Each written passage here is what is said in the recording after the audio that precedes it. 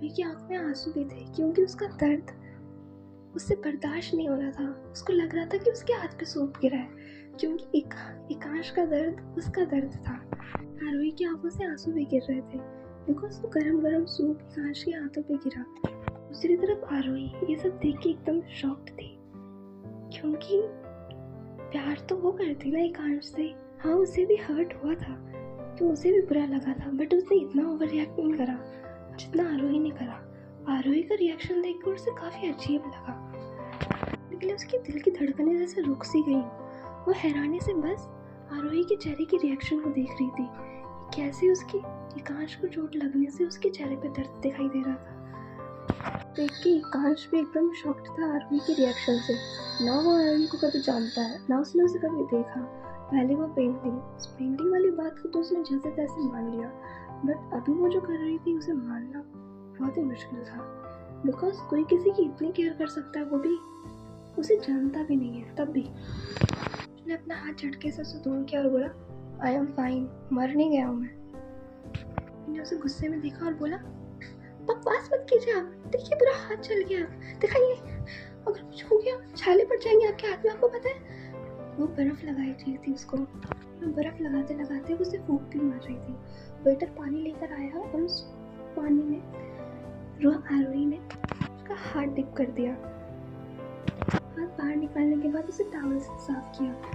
हाथों में अभी भी फूंक मार रही थी। ठीक हो ना, अभी आपको दर्द तो नहीं हो रहा ना? वो गुस्से में देखते हुए बोली, अगर इन्हें कुछ हो जाता ना, मैं पूरा होटल बर्बाद कर देती, समझ आया? अगर ध्यान से काम करना नहीं आता तो क्यों करते हो? देखो, तो कुछ समझ ही नहीं आ रहा था। उसके लिए सब कुछ इतना अजीब था। कोई लड़की एकांश के लिए इतनी परवाह कर रही थी, वो भी क्यों, किस लिए? एक सेकंड के लिए तो आरोही की आंखों में उसके लिए इतना सारा प्यार दिखाई दे रहा था। एकांश ने अपना हाथ आरोही के हाथ से छुड़ाया और उसको देखकर बोला, कहा ना आई एम फाइन, मत करो इतनी परवाह मेरी। वो श्रुति के पास गया और श्रुति का हाथ पकड़ के बोला, चलो घर चलते हैं। श्रुति तो अभी भी किसी सदमे में खड़ी हुई थी। उसके लिए ये सब कुछ इतना अजीब था। श्रुति का हाथ पकड़ के उस कैफे से चला गया और श्रुति को कार में बैठाकर वहां से निकल गया। दूसरी तरफ कृतिका उसकी तरफ भागते हुए आई और आरवी का हाथ पकड़ के कहती है, तू पागल है क्या? इतना बड़ा पखेड़ा खड़ा कर दिया, क्या सोच रहे होंगे वो दोनों? तू उनसे पहली बार मिली है, तू उन्हें जानती है, वो तुझे नहीं जानते हैं। हाथ ही चला था बस, नॉर्मल लोगों का भी चलता है। सो के इतनी बड़ी बात नहीं थी, तूने स्वेटर पे इतना चला दिया। और वो उसकी गर्लफ्रेंड जो भी है, मुझे नहीं पता उसके बारे में, वो क्या सोच रही होगी तेरे बारे में?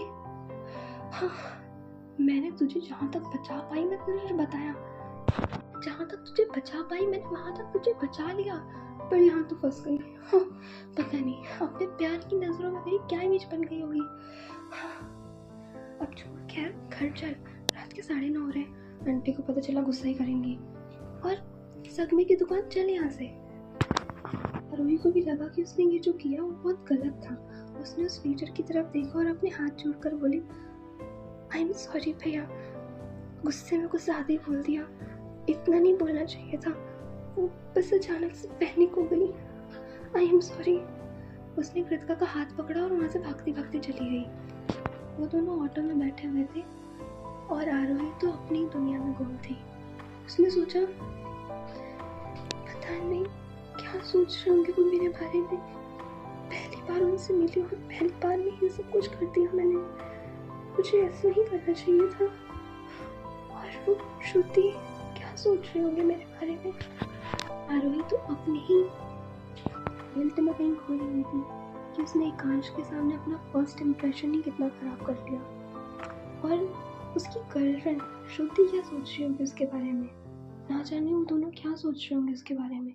कहीं ना कहीं वो अपने ही गिल्ट में खो रही थी, पर कहीं ना कहीं वो ये भी सोच रही थी कि उससे बर्दाश्त नहीं हुआ जब उसके सामने अक्ष को चोट लगी।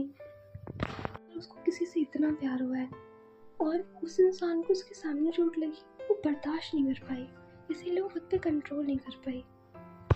इसी को तो कहते हैं कि आपके सामने आपके प्यार को चोट लग रही है और आप शांत बैठे रहो, इम्पॉसिबल, ऐसा हो ही नहीं सकता। उस टाइम आप अपने ऊपर कंट्रोल ही नहीं कर पाते। दूसरी तरफ वहाँ कार में पूरे कान में सन्नाटा फैला हुआ था। श्रुति तो अपने ख्यालों में खो गई थी। ना जाने उसके दिमाग में क्या चल रहा था। समझते हुए अक्ष ने उसकी तरफ देखा और उसके हाथ में अपना हाथ डालते हुए बोला, व्हाट हैपेंड? क्या सोच रहे हो? कैफे में जो भी हुआ उसे भूल जाओ। कोई पागल थी, आई डोंट नो कौन थी, क्यों थी। सारा मूड खराब कर दिया। हम कहीं और चले? श्रुति ने उसकी तरफ देखा और उसकी आंख में आंसू थे और वो एकांश को देखकर बोली, पता नहीं एकांश, जो मैं सोच रही हूँ कहीं ना कहीं मुझे उस चीज के लिए बुरा नहीं लग रहा है। एक तसल्ली सी हो रही है। एकांश ने उसकी बात सुनी और उसे हैरानी से देखता हुआ बोला, कैसी तसल्ली? श्रुति ने उसकी बात का जवाब देते हुए बोला, आज मैंने पहली बार अपनी आंखों के सिवा किसी और की आंखों में तुम्हारे लिए प्यार देखा है। वही प्यार जो मेरी आंखों में दिखता है तुम्हारे लिए। मुझे भी हर्ट हुआ जब तुम्हें चोट लगी, बट उससे कई ज्यादा हर्ट उस लड़की को हुआ। मुझे नहीं पता पहले वो पेंटिंग फिर वो सब कुछ एक इत्तेफाक था कि क्या था, बट बहुत ही अजीब था। मतलब दिल को कहीं ना कहीं तसल्ली सी भी हो रही है कि अगर कल को मुझे कुछ हो भी गया ना, तो कोई लड़की तो होगी जो तुम्हें मुझसे ज्यादा प्यार करेगी। सुनकर एकांश की आंखें एकदम से बड़ी हो गई और उसे गुस्से में देखते हुए बोला, शट अप। अगर यही बकवास करनी है तो आज के बाद मेरे साथ मत आया करो। सब बस एक इत्तेफाक था, ठीक है? और कोई भी पागल लड़की आकर मेरी केयर कर देगी तो तुम उसको अपने आप से कंपेयर करोगी। तुम अपने आप को किसी लड़की से कंपेयर करना बंद करो, समझ आया? तुमने मुझे समझ के क्या रखा है? कांश की जिंदगी में सिर्फ एक लड़की है और वो है श्रुति। श्रुति की जगह कभी कोई नहीं ले सकता, समझ आया? और ये बातें करना छोड़ो। तुम अपने इस छोटे से दिमाग पे ज़्यादा स्ट्रेस मत डालो। आई लव यू, बस हम दोनों के लिए इतना काफ़ी है। कोई क्या सोचता है क्या करता है मुझे फर्क नहीं पड़ता। और उस पागल बंदी को तुम प्यार कहती हो? हाँ, छोड़ो। बाय द वे, तुम्हारा घर आ गया, ठीक है? जाकर सो जाओ और ज़्यादा सोचने की ज़रूरत नहीं है। कुछ खा लेना तुम। मैंने बात को समझते हुए कांच के गालों पे हाथ रखा और उसकी फोरहेड पे किस कर कर बोलती है, गुस्सा हो गई क्या? सॉरी, तुम्हें हर्ट करने का इंटेंशन नहीं था। बस जो फील हुआ वो तुम्हारे सामने रख दिया। पता नहीं, उस लड़की को देखकर कुछ अजीब सा नहीं लगा, या कोई जेलसी या कोई गुस्सा, कुछ फील नहीं हुआ। पता नहीं, दिल को एक अजीब सी तसल्ली सी रह गई। क्यों, किस लिए मुझे नहीं पता, पर बहुत अच्छा लगा उससे मिलकर। मुझे नहीं पता क्यों, बस जो फील हुआ तुमसे वो कहा मैंने। प्लीज मेरी बात को गलत मत समझना। एकांश ने उसके गालों पे किस करी और बोला, या व्हाई नॉट। तुम्हारी बात का मुझे कभी बुरा लगता है जो अब लगेगा। काफ़ी रात हो गई है, ओके, गुड नाइट। श्रुति के लिए दरवाज़ा खोला और श्रुति बाहर आई। उसे बाय कह के अपने घर चली गई और अपने घर आने के बाद उसने कपड़े चेंज कर कर बेड पर जाकर सो गई। और सोते सोते उसके माइंड में अभी भी वही बातें चल रही थी जो आज कैफे में हुई। एकांश भी अपने घर पहुंचा और वो जैसे ही अपने रूम में जाने लगा, उसकी सौतीली माँ ने उसे रोकते हुए बोला, आ गए तुम? कहाँ थे इतनी देर तक? रात के 11 बज रहे हैं। तुम्हें घर की कोई परवाह वरवाह है या नहीं? या कब तक उस अनाथ लड़की के पीछे भागते रहोगे? शादी की उम्र हो गई है, शादी करो, बच्चे पैदा करो।